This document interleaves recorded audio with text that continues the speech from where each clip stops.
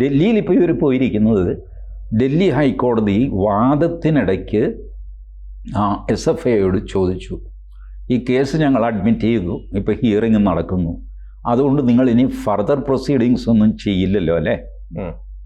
ഇല്ല എന്ന് SFIO പറഞ്ഞു. ഇത് വെർബലിയാണ്, റെക്കോർഡില്ല.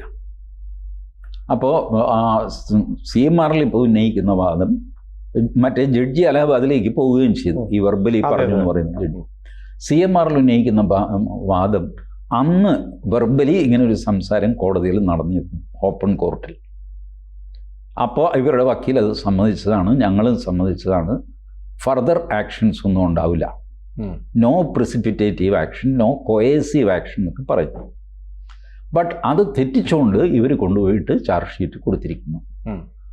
അതുകൊണ്ട് ഈ കേസ് തീരുന്നത് വരെ ക്ലിയർ ആയിട്ട് ഒരു സ്റ്റേ ഓർഡർ ഇതിന് കൊടുക്കണം. ഇതാണ് CMRലിൻ്റെ ആവശ്യം. ഈ സംഭവം ഒരുപക്ഷെ ആ ജഡ്ജ് റെക്കോർഡ് ചെയ്തിട്ടുണ്ടെന്ന് വെച്ചോ ഫയലിൽ, അങ്ങനെ ഓർഡറിൽ അത് ചേർക്കണമെന്നില്ല, സ്റ്റേ ഓർഡർ കൊടുക്കണമെന്നൊന്നുമില്ല. The parties have agreed that they will not take any precipitative action എന്ന് പറഞ്ഞ് അങ്ങനെ എഴുതിയിട്ടുണ്ടെങ്കിൽ ഇപ്പോൾ ഉള്ള ജഡ്ജി അത് വായിക്കും. പുള്ളി SFIയുടെ വക്കീലിനോട് പറയും, അതെ കോടതിയിൽ വാക്ക് മാറരുത്, സത്യം പറയണം. അല്ല അത് ഞാനല്ല, മറ്റേ അഡ്വക്കേറ്റ് അഗർവാളായിരുന്നു. ശരി, അഗർവാളിനോട് ചോദിച്ചിട്ട് നിങ്ങളൊരു സത്യവാങ്മൂലം ഫയൽ ചെയ്യും. Till that time I am giving a stay order എന്ന് പറഞ്ഞ് റിട്ടേൺ സ്റ്റേ ഓർഡർ കൊടുത്താൽ ഈ SFIO കുറ്റപത്രം സ്റ്റേ ചെയ്യപ്പെടും.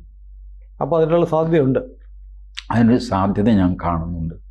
കൂടുതൽ വാർത്തകളും വിശേഷങ്ങളും നിങ്ങളിലേക്ക് എത്താൻ ABC മലയാളം സബ്സ്ക്രൈബ് ചെയ്യുക, ബെൽ ബട്ടണും അമർത്തുക.